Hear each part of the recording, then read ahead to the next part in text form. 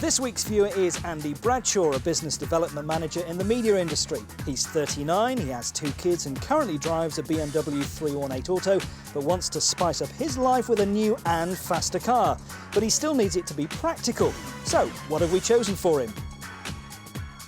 Hi Andy, nice to meet you. Hi Ian. You well? I'm very well. So you want to get out of that rather boring BMW, don't you, into something a bit more fun, a bit more adventurous for you? I think so, yes. The idea being, if I'm going to be spending my money, then it's got to be something I'm going to enjoy as well. Absolutely. Well, I think the 3 that we've got lined up you will enjoy. Yeah. First of those to take a look at is this Mitsubishi Evo 6, not the latest one, but a substantial saving if you buy a 6. Still got nearly 300 brake horsepower, so it's quick.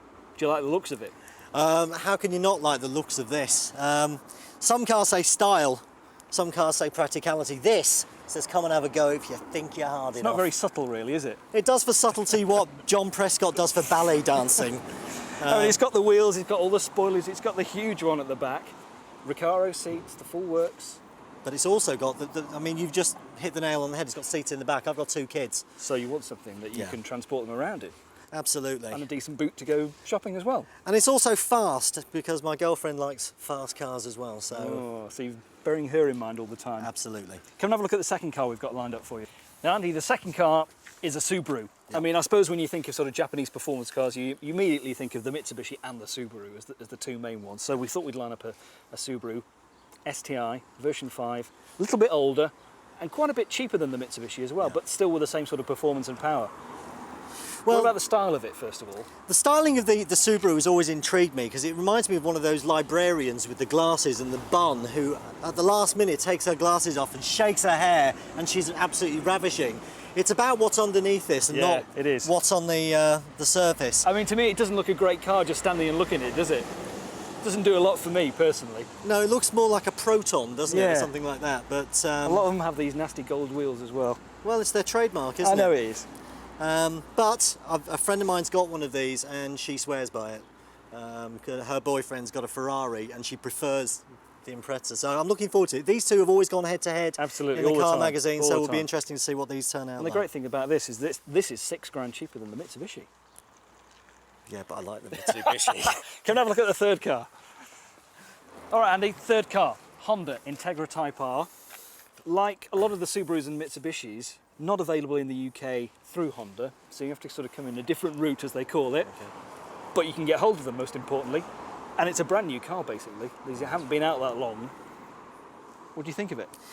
It's a great looking car. Of the 3, it's the one I know least about. So this is working off a completely clean slate. So I've heard good things about these. Yeah. They're not quite as quick, but if it's a well-rounded car, then that's what's going to count at the end. So. Looking at the performance figures, looking at the brake horsepower figures rather, 226 brake horsepower against 300 for the others. So it looks on paper as though it's down a bit, but whether it performs like that on the road, we'll have to wait and see. Well, it's also going to come down to whether I can live with the car. Yeah. It's all very well having a car which will do 0 to 60 in 4.7 seconds, but if you can't live with it... And it's not as practical straight away because it's a 2-door. Well, I don't have the kids that often, and they're young. They can climb through the back. Listen, enough talking. Let's drive it. Okay, let's do it.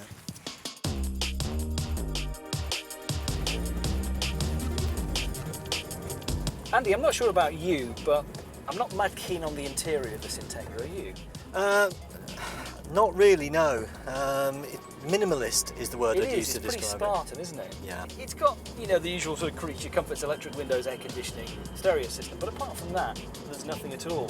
Now, you can, of course, boost the power on these, stick a turbo on it, and you can get it up to about 250 brake horsepower, but that's going to cost you another £3,500 to do it. Well, that's one of the questions you have to ask yourself, isn't it? If you're going to buy something that's quick, if this isn't going to be quick enough, then why not just buy something quicker? Complete else, yeah, absolutely. I mean, it's not a cheap car. These start at £22,000. I think the things that it's got going for it, I mean, it's a very attractive looking car, and it's unusual, so you could argue, well, you'd be buying something that not everybody's going to have. Six-speed box, close ratio gearing, it's very well defined, nice, easy action. Yeah, it's a good gearbox. Well, here's Richard Hammond with a lowdown on the Integra Type-R. So for the Honda Integra Type-R, we've gone down from 4 doors to 2, from 4-wheel drive to 2-wheel drive, but we do still have 4 seats in there. Just. It is a lot more than a cosmetic styling exercise, though, that results in the Type-R version of the Integra. In fact, it's pretty close to a genuine track car. And you do get a hint of its racetrack credibility from the fact that for this new version, Honda have raised the roof by some 35mm, and that's better to accommodate your crash helmet, so there's something to impress your mates with. It is down on power compared to the other two, though, at 218 bhp, scrabbling through the front wheels.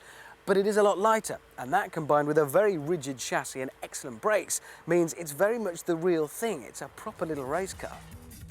The Honda Integra Type-R with its clever Vtec engine, 2-litre displacement, generates 220 brake horsepower and just 6 seconds to hit 60. 145 miles an hour is your top speed. You might try buying a 2001 spec car. You can get one in the UK for £18,995.